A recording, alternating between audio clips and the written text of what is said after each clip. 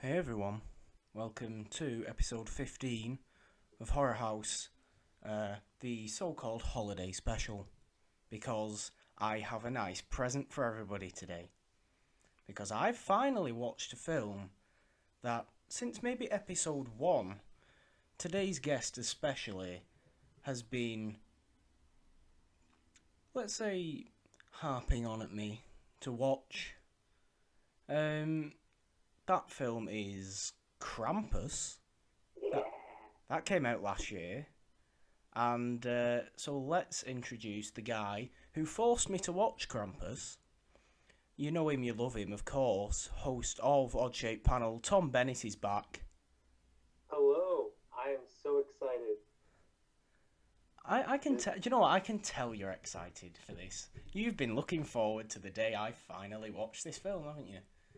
Well, I am excited to hear how you, sorry, I'm excited to hear how you liked it. That's why I'm excited. I've seen the movie, so Yeah.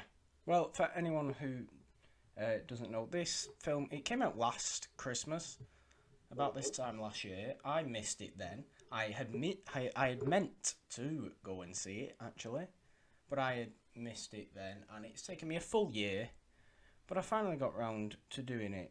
But before we get into that, this is holiday special, and Christmas and the holiday festive period has given us some pretty, noteworthy horror films, I'd say. One of my Yeah, favourites is Black Christmas, 1974 or 19, the 2008. 1974, because you know me. Well, yeah, Anything older is better. I mean, I believe Malcolm McDowell's the sheriff in that, right? Um, he might be in the remake. He's not in that. Who is the? No, maybe. Hold on. He's in one of these Christmas movies, and now I'm thrown off. But that predated Halloween and was Yeah, like the first holiday slasher like, film. yeah. I'd almost go as far as to say the first real slasher. I mean, you've got everything from the phone calls that obviously Scream picked up on. Yeah. Um, yeah, I've always kind of liked that Margot Kidder was in that as well from Superman. That's an interesting. She plays like the head of the sorority house where they are. Right. Right. Um, So yeah, yeah, that's this was like for anyone who hasn't seen it, it's like your basic like intrusion story, yeah. like your sorority house panic room, but during Christmas kind of, and there's no panic room. Yeah. Um, But I like most of the killing and stuff happened off screen, yeah, and I yeah. thought that was It's really really cool. effective. It's really effective. Yeah. It's got one of my favorite kills is that spoilers for anyone. Black Christmas, a however 42 year old film. Um, but the scene where she gets suffocated by the sort of I don't know what it is. It's like sort of like a dry cleaning plastic case bag thing, Yeah. but it's great. I look. That is one of my favorite kills in slasher history. Really, it is a very effective, especially for such an early slasher film. It is really effective, and it uses Christmas as a theme quite well. I think. Yeah. I don't know. I've seen it once or twice, so I can't Yeah. like elaborate on it much more than like my knowledge of it. But I think as far as tasteful slashers go, it's definitely Oh yeah. like if you consider yourself a slasher buff and you haven't seen it, then I feel like you're doing a disservice. I know the remake. We were complimenting how they did most of the kill and like the gore and stuff off screen. Hmm. The remake was like a flip of that, where Right. So they I haven't seen the remake. yeah, the remake is like instead of gingerbread cookies, it's like somebody skins somebody, and now like they Mm. pull it out of the oven, and it's like skin cookie. Like it's Skin gory, it's skin gory. cookies. It's some kind of body. I can't remember Skin exactly what. that intrigues me. If nothing else, skin Yeah, cookies. Let's make that. it's essentially like What? Christmas hostel. Right. So if you like Hostel, maybe you'll like The Black Christmas. 2008, was it? Remake? Yeah. Okay. Do you have any favourite, or particularly favourite, apart from the obvious one which we're going to talk about later, any particular favourite holiday or festive horrors? See, I feel like if we don't talk about Gremlins, somebody's gonna come Yeah, after us. True. While not being maybe my favorite, it's definitely one of the better ones. Oh yeah, it's very fun. And It is very fun.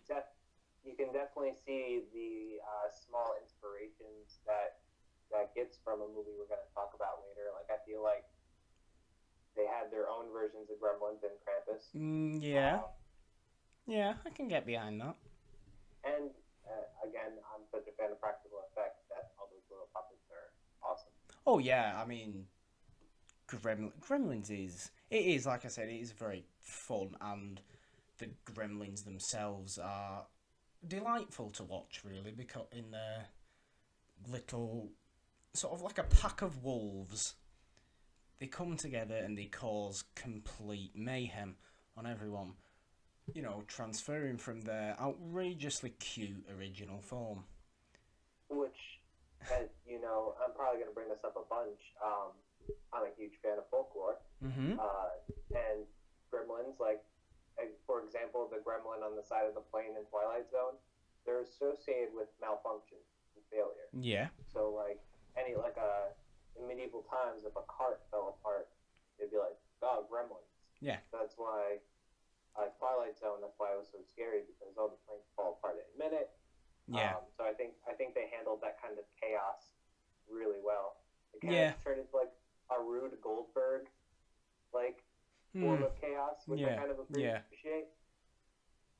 Yeah, you know, it's that scene with the woman on the stair lift. That is Gremlins, correct? Yeah, that's got to be Gremlins. Woman on the stair lift, and it gets really, really fast, and she goes flying out the window, and it's fantastic.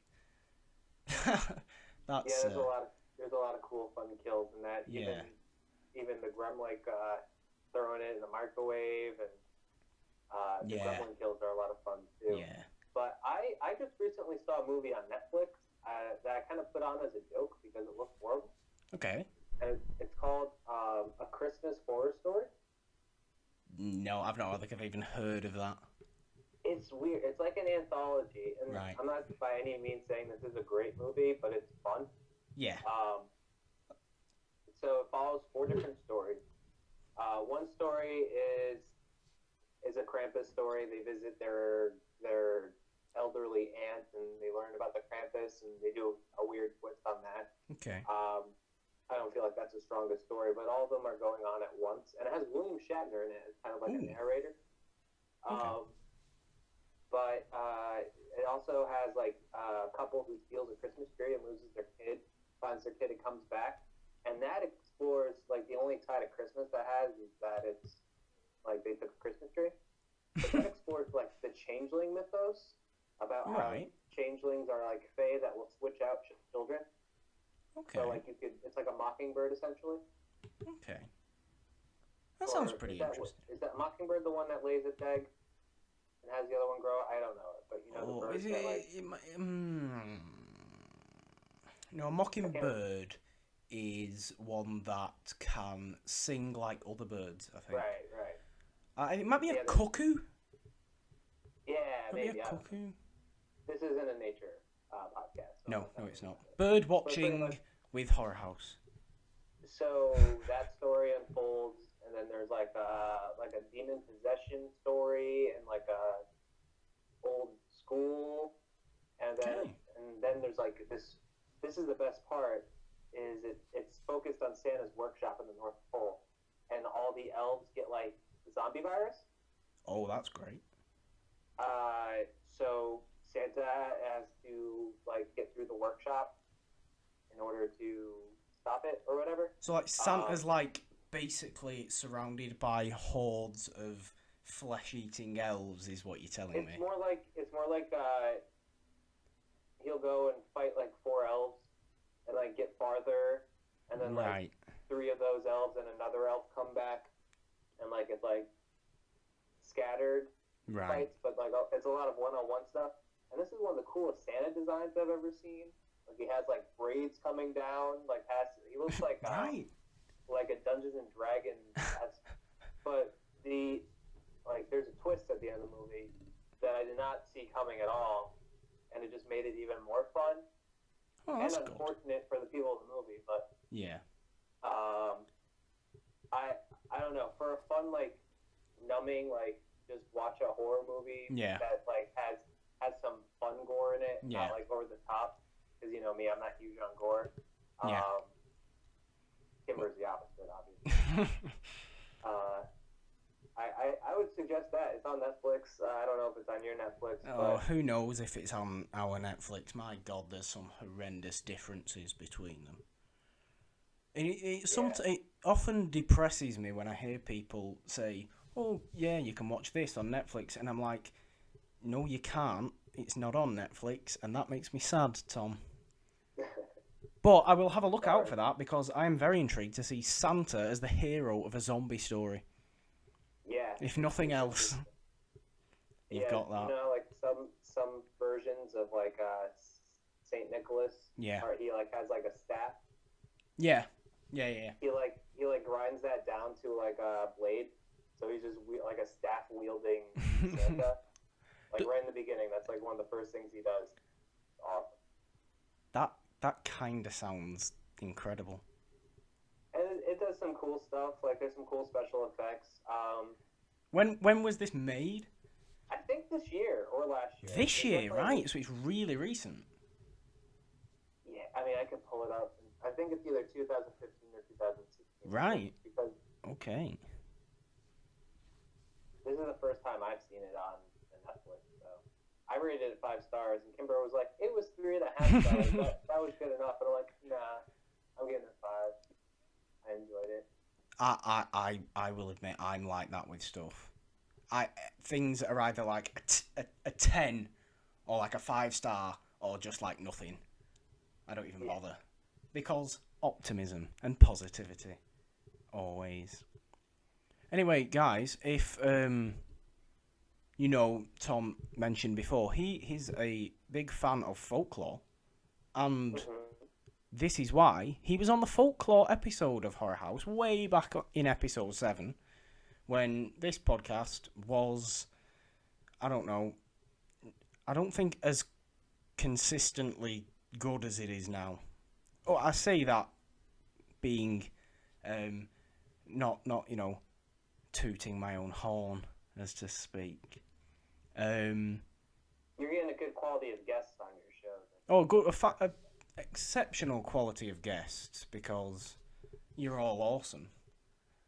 But yeah, if you want to check out more of Tom talking about weird folklore and horror and teaching me a lot of things, I will still say is the most educational Horror House episode we've done in all 15 of them. Because that really taught me a bit. It goes on for a while. I think it's like 90 minutes long, but it is worth it. I remember that now. It was, yeah, that's a really fun episode. So go and check out that episode 7. It's where the whole Krampus thing started. Because I think it might be actually. I think it might be where the whole Krampus thing started. Is obviously folklore, so I definitely try Yeah. to work that in. But you hadn't seen it, and we had to wait No. all this time for you to watch it. No. I think whenever you were on, that was your first time, and you came on the Halloween special as well, and I think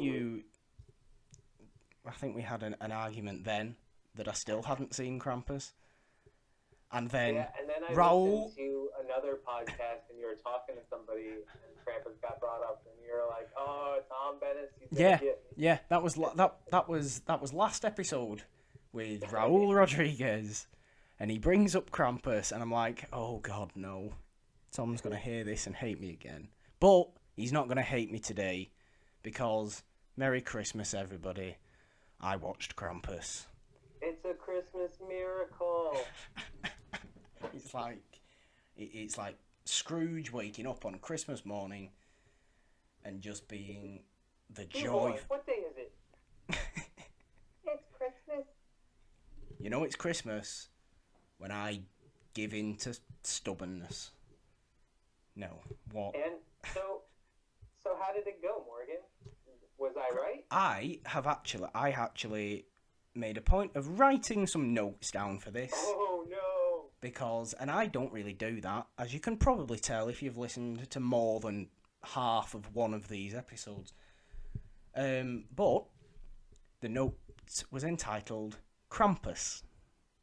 Of course it was. Yeah, so the first thing I actually wanted to bring up in this probably really long discussion on Krampus, we've moved on from general festive holiday themed horror now. Gremlins, Black Christmas, standard, that, what was it called, that weird one you brought up? Christmas Horror Story. And I want to give a Christmas shout out Horror to Story. Jack Frost. Have you ever seen that? Oh, yes, I've seen clips of it. I have not seen that with the Scary Snowman. I'm a fan of Scary Snowman.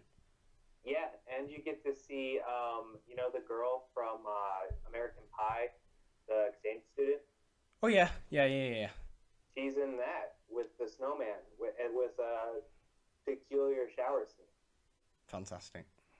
Yeah. When was Jack Frost made? It's got to be 90s. Yeah, it was. I think it was 2 years before American Pie. Right. So, Okay. Who knows? So Shannon Elizabeth was really at the height of her powers, so to speak. Well, at least her body was. At least her body was. Well, that got more sort of creepy than it intended. Krampus. No more Shannon Elizabeth. Krampus. She was in this, man. She had a cameo. Did she? No, don't be ridiculous. Did I miss that? Did I miss that somewhere? That'd be a great segue. I'm not very good at segues. I can't do them. I've not got the wit. I should have the wit, really, but no. Well, I feel like this movie starts in the vein of Jingle All the Way. Yeah, I really actually liked the opening credits. That was something I really liked. Because I don't know. Bing Crosby's, what was it? It's beginning to look a lot like Christmas. That's right, isn't it? That was the song. Yeah, and it just turned into a bit of a brawl. Yeah. Between the two kids, just a nice crooning Bing Crosby music. That was fun. Yeah, and I think choosing to do it in slow motion kind of made it feel like some parts almost like a dance. Yeah. Yeah, no, it will. It does start off very, very Christmassy. Mm-hmm. Very Christmassy. I mean, it gets less and less traditionally Christmassy as we go through the whole thing. But it starts off, with that sort of like they're in this. They're in some sort of community area. Yeah, well, it's weird. It's like a mall. Yeah, I thought it was a mall, but I couldn't But the really. school is doing a nativity scene, which I don't know why a school would be doing a nativity scene unless it's a Catholic school or a Christian school of some sort. Yeah. So I think they hammer everything that is Christmas in the first 3 or 4 minutes. You see Santa. Oh yeah. You see the nativity scene. You see everyone shopping like crazy. Yeah. You see carolers. And then you get a brawl. Yep. And it just kicks off from there. But yeah, it starts off they're getting the family together. Well, maybe unwantedly getting the family together because they don't it's like one core family of 4, and then the cousins come, and they don't the aunt and the aunt and the aunt of the parents, and then what am I talking about? And a bulldog. And a bulldog comes, and they don't really like each other, but they sort of oh, it's Christmas, we have to do this for the family. And it's almost like their tradition is just being mean to each other on Christmas. Yeah, and it starts off like one of those average sort of fun to watch because it's garbage Christmas films where it's like, oh, these families don't get along. Let's watch the hijinks. But no, there's none of that. There's none of that. Because I mean, there's a little bit of hijinks. That's what sets the movie going, is stealing the note and reading it. Yeah. Yeah. I don't know why no one stopped her at a certain No, point. it was pretty. That was pretty horrible. I can't imagine, like, if you were bullied as a child to any extent, that scene's gonna that scene's gonna get you, because it is quite. It lingers for so long, allowing her to read this private letter to Santa that the poor. How old is he? Maybe 10? I was gonna The say son. like 9 or 10. Yeah. He's tall enough to reach the gas pedal. I know that. Yeah, so the kid's like maybe 9, 10. His cousins are despicable people. Yeah, maybe that was just to serve to be like, all right, well, you've seen that they're obnoxious. Yeah. Now realize that they're actually terrible. Yeah. I mean, and they do this. They read his pretty heartfelt letter to Santa about family. I wonder if the parents were just equally as interested to hear how he felt, as they weren't going to hear it straight from him. You know what I mean? But Probably. Stop the girl. While we're on the subject of the parents, oh my god, I could not get this out of my head throughout the entire film. From the first moment I saw the dad, played by Adam Scott. Yeah, Ben Wyatt. He reminded me so much of Chris Stuckman. Really? Really, like, seriously. He even looks like Chris Stuckman. If anyone doesn't know who Chris Stuckman is a movie reviewer on YouTube and various other things. But, like, seriously, I saw him and I thought, oh my god, he is Chris Stuckman. And I couldn't get that out of my head throughout the entire film. That perhaps made me enjoy it a bit more. Well, I guess that's fine. I'm not going to argue with that. That's kind of a weird thing. It's hard for me because I really like the show Parks and Recreation. Yeah. And he's one of the main characters on that. And me and Kimber always kid around. We were actually talking about this right before I called you. How, like, I'm a combination of Adam Scott's character and Star Wars. Chris Pratt. Chris Pratt's character, Yeah. Andy. While she's like a combination of April and Leslie Knope, so it's pretty fun. But yeah, the whole time I'm watching it, I just kept thinking it was Ben Wyatt. Yeah, see, that's where different things come in. I haven't watched Parks and Rec. Maybe maybe Americans will kill me for that.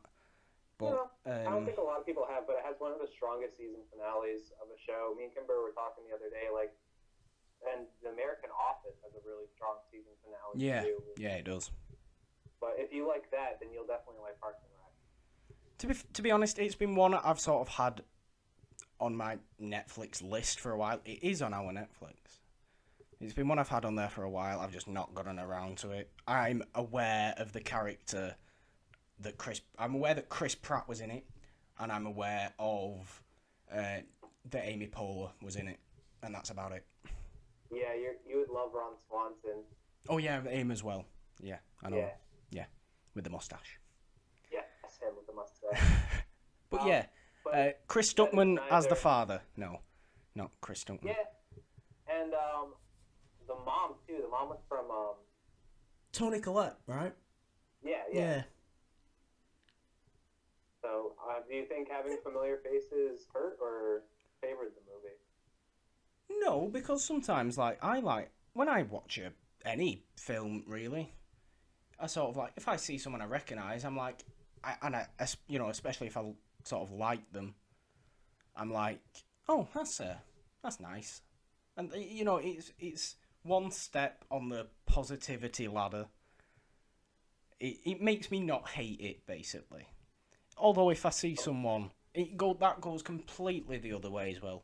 If I see someone in a film that I don't like, for instance, I don't know, Vince Vaughn, not a fan, not a fan at all.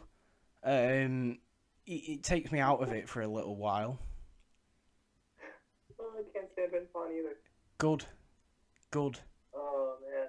I'm so glad we agree, Tom. I heard he was going to be on season 2 of True Detective, and I really like season 1. I'm like, oh man. Oh, I swear there was news of him being in something pretty big. Or was it dramatic? Was it like surprisingly dramatic recently? I don't know if he was in it or it was news of him being in something. I don't know. I'm just talking nonsense now. Yeah, I don't really follow up on Vince Vaughn news. Well, I don't mean to. That channel. VinceVaughnNews.net. No. Yeah, he's still around. Moving on from the idea that the father looks like Chris Stuckman. David Koechner is not a guy I usually sort of. His humour, it's often too loud and brash for my sort of taste. Whammy. Yeah. I kind of liked him in this, though. Oh, yeah, he was Randy Quaid. Yes! Oh my god. Yeah. Realizations. Yes. And it's not a complete, like, rip. It's more like an homage to his character, I think, because that didn't even occur to you. And it didn't occur to me until I watched Oh, that's fantastic. everything. I love that. There's that everything wrong with blah, blah, blah in 15 minutes. Yeah. I watched that, and they pointed that out like it was a negative thing. And I'm like, what? No, that's awesome that he's like the Randy Quaid of this movie. The Randy Quaid of this movie. That's fantastic. For anyone who doesn't know, Randy Quaid played the uncle in National Lampoon's Christmas. Yeah. And other National Lampoon vacation films. Yeah, and he is very similar. Crazy guy in Independence Day. Randy Quaid is a crazy guy. Yeah, whatever happened? Or is he? I don't know what happened to him. You should ask Vince Vaughn. I really couldn't. Vince Vaughn and Randy Quaid just go on Vegas trips together. I would watch that. Would you? I wouldn't. Yeah, because I mean, we had Vince Vaughn go to Vegas and Swingers. And, but that was when Vince Vaughn looked young and not like what the hell he looks like now. Yeah. Yeah. Vince Vaughn, if you're listening, no disrespect, this is just an opinion. If Vince Vaughn is listening, that's a seriously big listener. Yeah, see? We don't have that kind of viewership here. I don't know. We don't. I expect big things from you. We don't. Should at least have Vince Vaughn listen. At the very least, Vince Vaughn should be the minimal requirement for any successful podcast. How did you like that the uncle's oh my god, I'm horrible with words today. Words, Tom. Words. Truck, his Hummer, yeah. His Hummer. Yeah, the car. The big SUV. Yeah. How did you like that shook their entire house? Yes, that was cool. Because I like big cars. Do you feel like that? Because obviously, I don't think that would actually happen. No, it was ridiculous. I felt like that was a good sense of like, oh, this is what's about to step through this door. Yeah, like this. I don't know. It's this Krampus is it changes from being a bit ridiculous to legitimately like intense, and then it goes back to being ridiculous, but like in weird comedic ways that you kind of don't expect. Like this, the Hummer shakes the house because of the almighty power of it. Right. Like, that didn't need to be in there. No, but it was. I said, I think it gives you it gave a good sense of character. You know what I mean? Like. Yeah, true. Like this person is so overbearing that their presence is announced before they even come through the door. Yeah, okay. That's a good point. I mean, they don't do many things like that. I just think it was a choice and it worked out. Yeah. I mean, anyway, So, what else happens? Yeah, so I've also written down that I like the creepy snowmen. Yeah. Because, like I said, when you mentioned Jack Frost before, I'm a fan of creepy snowmen. And those were creepy snowmen. Like, they turn up out of the blue in the garden because, you know, it's like, oh, one of the family members has disappeared. Oh, God, where are they? Oh, here's a creepy snowman for you. Yeah, they're supposed to represent each one that gets taken. Yeah. Which is cool. I agree with you. I think creepy snowmen are awesome. And there was a Doctor Who Christmas special with Matt Smith's Doctor that had creepy snowmen. That one was done really well. It was really CGI, but Doctor Who has some pretty poor CGI for the most part. But for Doctor Who, it was pretty good. They're actually in. Blame the BBC. Yeah. But yeah, the snowmen were cool. Yeah, I like that. It would have been, I don't know. I'm torn because I like that they were stationary, but it would have been cool if they moved a bit. Or if they moved just like a bit, like the heads moved, because they went when the family's looking out the window and they say, "Oh my God, this snowman's come out of nowhere." I'd kind of liked it if like the eyes of the snowman had sort of like either lit up or the face would have faced them. I think that would have been quite good. Yeah, but they still did a good job executing that. Yeah. So first thing that happens is the power goes out. It does. There's a blizzard, obviously. Has to be. And well, this is all following up the little boy whose note got read, tears it up. He does. And it gets sent to space. Pretty much, yeah. And then this blizzard, it turns into a blizzard essentially. Yeah. That'd be funny if when they looked and like all the snowflakes were bits and pieces of the note.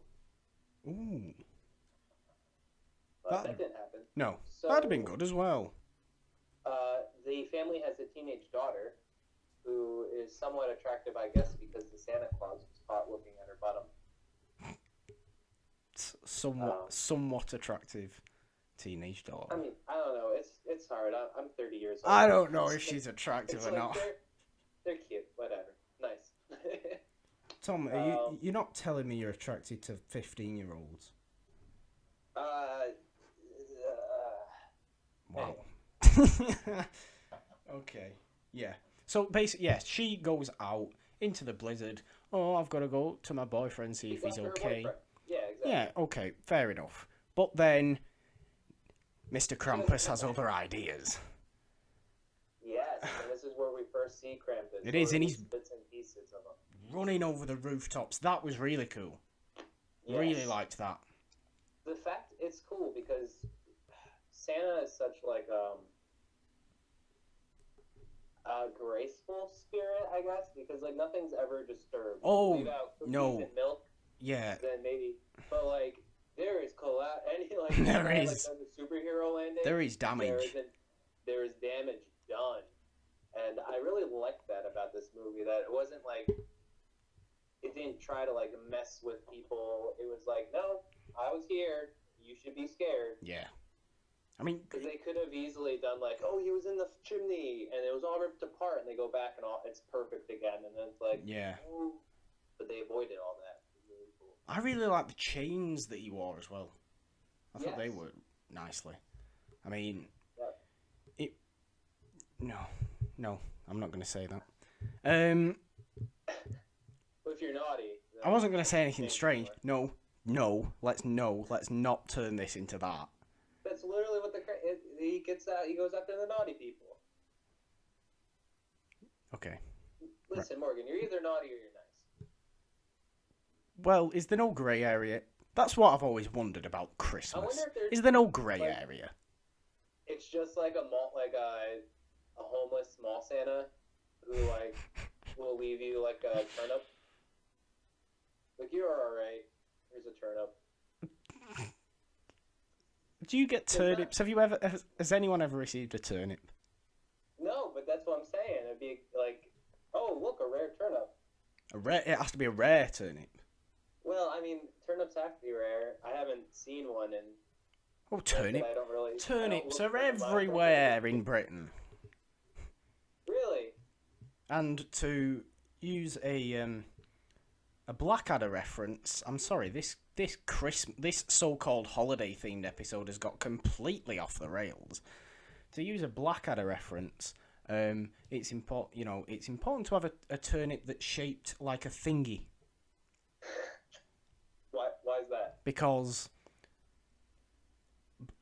Blackadder and he feeds his puritanical aunt and uncle a raw turnip that is shaped like a thingy.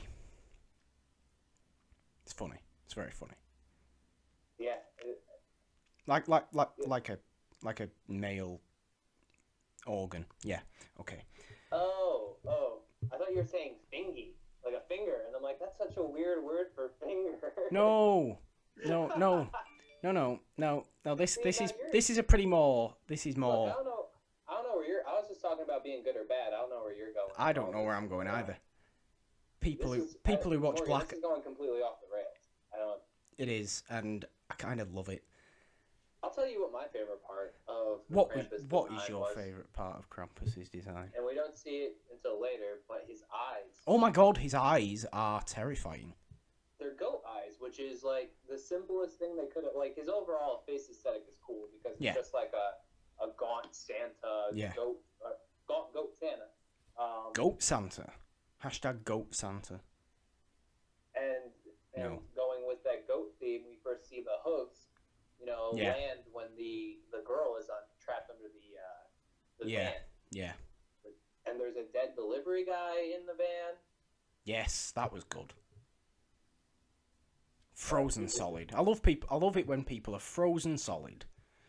Oh, okay. In films, not in real life. Although, no. Walt Disney. No. Yeah. What else have I written down? Gingerbread men shooting nail guns. What was all that about? All right. The nail gun should have been plugged into a compressor or something. Because obviously that's not how nail guns work. Basically. Otherwise, I would have had no problem with it. They were the only real CGI that was really used in that. It was noticeable. Basically, the film sort of goes on. They sort of That's what I was talking about with their gremlins. Like I felt like the gingerbread men were their little gremlins. Yeah. They just went in and messed things up. Yeah, they sort of did. I mean, basically the film goes on. They start to sort of realise something's going seriously wrong. Then there's that nice little animated sequence.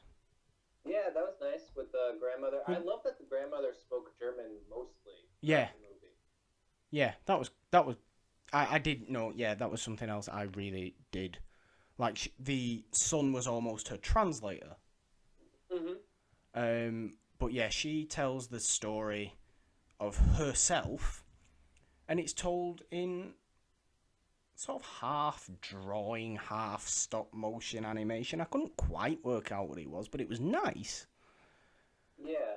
It was basically the story of how one Christmas she had wished for her family to, go away, and no one had the Christmas spirit and all that. Krampus comes, the big horrible thing, and takes her family off to the underworld, gives her a little wink, which I thought was quite nice. A silhouetted Krampus winking at someone. There was a smile. There was a smile when that happened. But then, she brings this, and then she brings out this, bauble Christmas tree ornament, and it's got a bit of writing on, Krampus writing, that plays a part later on in the film as well. So that all happens, and then everybody's like, "You don't really believe this, do you?"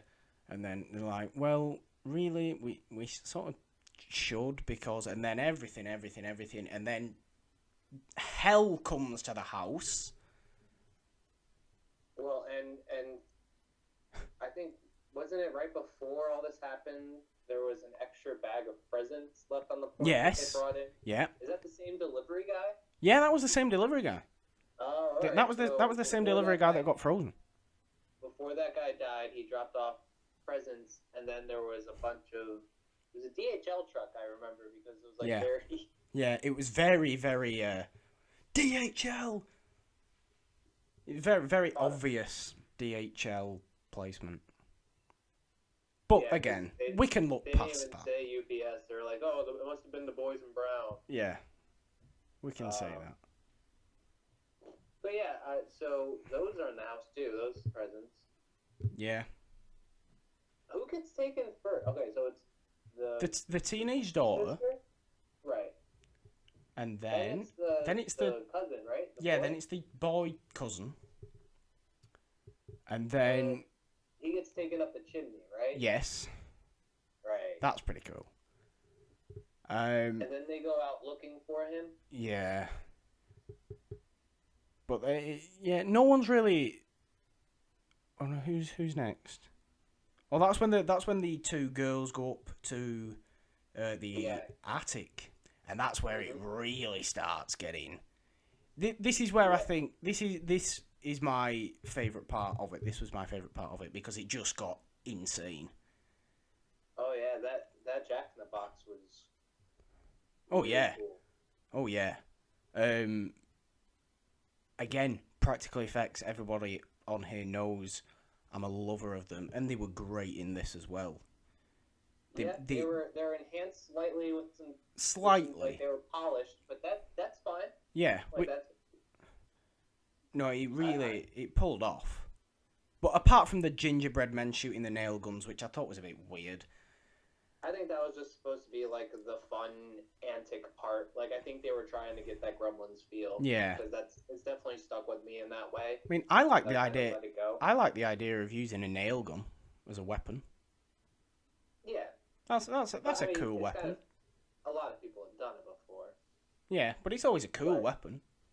Yeah, but nail guns in real life do not work like that. You have to true. press it against something in order to get the nail to shoot out. Yeah. So I guess fair enough. Fair enough. Weapon, it may work. Yeah. But they're shooting these nails at David Koechner's character, who is basically just holding a wooden board up as a shield, and it's quite silly. But then it gets back into the attic, and it gets intense and nice and lovely again. And everybody is being thrown everywhere. There's fight. And that was really my favourite part. When they send the dog after it, Die Hard style? Yes. They send the dog. They said the dog, so there's a dog there as well. He's a bulldog. Is it a bulldog? He's an English bulldog. An English bulldog, specifically. Oh, very English. The dog goes after. Everyone gets involved. Chris Stuckman, who isn't Chris Stuckman, he's. I actually really liked him in this, though. Adam Scott. Yeah, no, I actually really liked him. He was probably the best part of this for me. I think the best acting part. You know, standout actor. The kid was good. Horrible too. No, the main kid was good. The son was good. Which, like, for me, like, if you have a weak kid in it, like, hate the movie. Yeah. Everybody knows my feelings towards The Babadook, for instance, which is a good film completely ruined by the world's most irritating child. Yeah. I can see that. Yeah. What else? Hoping he gets eaten by the end of it. I really am. Oh my god. But yeah, Krampus. Everything. Like, all these creatures as well that come in. They look so weird. And they look it's almost, and I had this thought, they almost look like Muppets, but like creepy Muppets. Yeah. Do you get that? Like, I don't know where I've seen these Muppets. Maybe in the Muppet Christmas Carol. It reminded me of that. Very slightly. Like, how they were, like, slightly Victorian dressed. Yeah. But... And they just, with, like, long noses. Yeah, and almost like a Trolls vibe. Yeah. Trolls 2. Yeah. Yeah, yeah, it did look like that. I don't know why though. It reminded me of the sort of the darker scenes in the Muppet Christmas Carol though, which is also a fantastic Christmas film. Oh, for real. I'm surprised I didn't. And I almost wanted to give a shout out to Nightmare Before Christmas for this episode because it is like a horror themed Christmas thing, but it doesn't have a kill count or anything. No. So it's not really horror, but it's horror themed. So that's definitely. It is. But it's a Halloween film. But it's a Halloween film. No, it takes place on Christmas. It does, but it's a Halloween film. I watched it on Halloween and Christmas. Don't take this away from me, Morgan. Okay. Okay, I won't take anything away from you. What else have I wrote? But I felt like they were supposed to be like the anti-elves. You know what I mean? Everything that was. Yeah. No, yeah, definitely. I get that because they're sort of Krampus's minions. Yeah. And except that if they were minions, that would probably. Oh no! They can't be actual minions. That would ruin everything. No, we're not starting that. No, I hate them. Oh my god. Okay. Me and Morgan don't like a lot of the same thing. Do you know what? We don't. we have very similar tastes when it comes to not liking things. When it comes to liking things, it's a bit different. But when it comes to not liking things, some.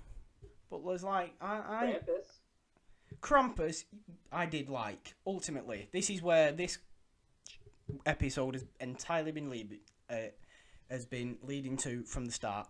I liked Krampus. I did not love Krampus. Oh. It might be one that I go to every Christmas, though. Did I oversell it? Yeah, a little bit. But I'm sorry I ruined Krampus. I did like it. No, I did like it, and I can see myself watching this, most if not every Christmas because it was fun, and I really liked the look of Krampus and his minions, and the third act especially, the whole intense fighting, and then when you really get to see Krampus and he has that, like you said, gaunt Santa face, that was cool. Well, how did you feel about the ending? I've actually wrote that down. I wasn't so sure about the ending. Really? Yeah, I would have not like what he wished for. Like the very, very ending. I mean, the concept of the ending. Yeah, the kid got eventually what he wished for. Everything's happy. Yay, family. Yay, Christmas. But I would have liked. No, yeah, exactly. I would have liked it. I would have preferred it if, when he gets that present, and he opens that present, and it's the same black bauble Christmas tree ornament. I would have preferred it if you'd have just seen that it said Krampus on it, end. Yeah, I can see that, but I feel like it wanted to. Because what does that mean? That the Krampus is just going to be back next year or something? I don't know. I kind of like that they were. No, that means that Krampus is still around. I like that it was like a monkey paw thing. Where like, oh, you got what you wished for, kid. You suffered through it, and through that suffering, your family became stronger. But you're stuck in a cycle forever. Yeah, but I would have got that. I would have got that though. I would have got the sort of constant presence of Krampus. Krampus is always there, Puns. No, but presence as in, the other form of presence. I would have got that, constant presence of Krampus, because if I'd have just seen that writing of Krampus on the tree ornament, I would have got that. I didn't need anything that came after that, because the final shot again reminded me of the Muppets, because all the minions jump on the screen. Oh, come on, that was fun. It was fun, but it was you have to remember, this is a horror comedy.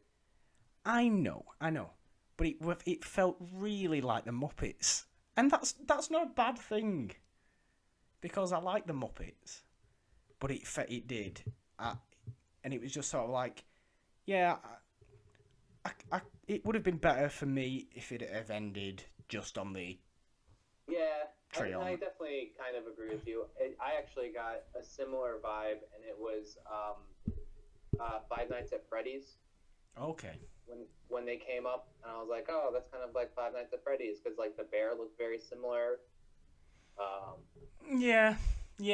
But True. I see what you're saying.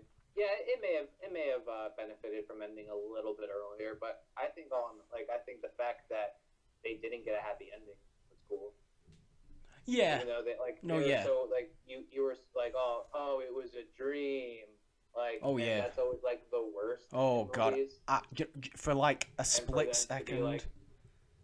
for like a split second, I was really fearful that it was actually going to be that. Yeah, and well, thankfully it wasn't. You know, they did that to like. There was a lot of that in this movie. They used one thing that may have been a negative to pump you up for the positive, but I don't know if that's like a good tactic or not. Like, but like you were saying, the gingerbread scene was very silly. Yeah. And then right after that was the attic scene. Yeah. So it got you into like a little like a sense of like enjoyment or like disbelief. Yeah. And then the attic scene hit you and you're like, whoa. Yeah, it hits you with like legitimate horror. Yeah. So like they went. Yeah. It was, instead of blending the genres, it was just like it's like this is a comedy scene. This is Yeah. a horror scene. Yeah, that's what I felt as well. It was very separate in its tones. It didn't mix the tones as such. Like, you could tell, oh, this is a fun scene, or oh, this is a horror scene. You could really tell. That's not necessarily a bad thing. That's just an observation. Yeah. But yeah, I think that's all I have to say. Ultimately, Krampus, I think you should watch it every Christmas. It's a fun film. It's a good film. I didn't love it, but it's a good film. Final verdict. Alright, I'm not disappointed. Saw the movie. You're not disappointed. Well, that's what I plan on doing. I plan on not disappointing people. Not necessarily, making people feel good. Just to not disappoint. I'm happy with that. Thanks, Tom. I'm sure Raul will be... will be pleased as well. He'll be happy too. Yes, I'm sure he will. Tom, this was a slightly shorter episode because I really wanted it to be. Because there has been some long episodes recently, so I thought, nice, easy, Christmas period listen. And, so yeah, Tom, at the end of this fine show, where can the good people find you? Well, literally, you can just Google Odd-Shaped Panel, and it will bring everything up. I don't know if it's egotistical of me, but I did it the other day. And our Twitter came up, our Facebook came up, our blog came up, our YouTube videos came up. So honestly, that's the easiest way to find it. So Odd-Shaped Panel, or if you're on Twitter, just shoot me a line at Odd-Shaped Panel. So, and that easy. As quite a few listeners will probably know, I love Odd-Shaped Panel. Odd-Shaped Panel's great, and I am frequently on Odd-Shaped Panel, or infrequently, depending on how you look at it. Probably infrequently, really. But I make appearances sometimes. Well, we kind of run it a little bit late for your neck of the woods, so apologies there. But, yeah. But next episode is December 19th. We're doing our own little holiday party, and Morgan, you're more than invited. Of course. Anyone else who's listening. Of course. Odd-Shaped Panel Holiday Party, December 19th. Keep a look out for that, guys. And also Ashley's birthday. Also Ashley's birthday. Ashley of BFF on Tough Channel. Yes, the very same, Ashley Davis. The very same. There are many Ashley Davises in the world, but this one is ours. I want that to become a thing. It's a T-shirt. There are many blank in this Jamie. world, but this one's ours. It could be of anyone. It could be Ashley. It could be you. It could be Raul. Anyone. I don't know if there's many Raul Rodriguez. Maybe. I don't know how common of a name that is, but it's like a comic book name. You know how like yeah. Double R.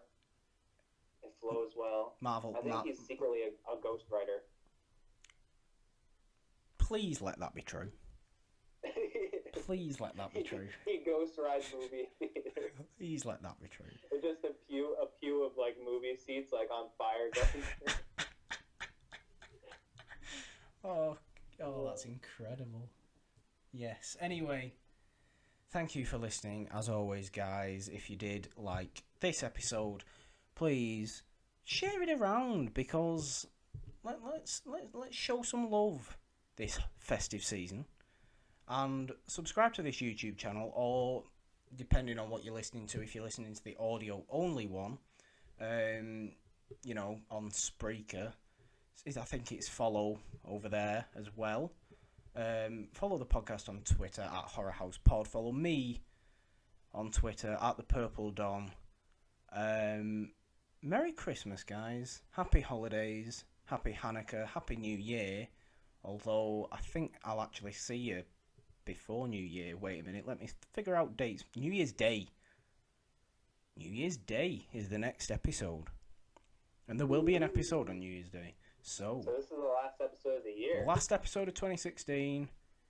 I've enjoyed 2016 doing this stupid little podcast. But definitely the podcast bit has been the best part of 2016. That is for sure. Well, we've all started some good things in 2016, I think. Yes, I'm saying the creative content is the Yes. best part of 2016. Oh, by Everything far. else is- Every single piece of creative content. Yeah. Anyway. Until But, until 2017. Happy Tom, Kwanzaa, too. We forgot that one. that as well. Bye. Everything. Happy New Year, Merry Christmas, all that stuff. Until 2017, guys. Goodbye.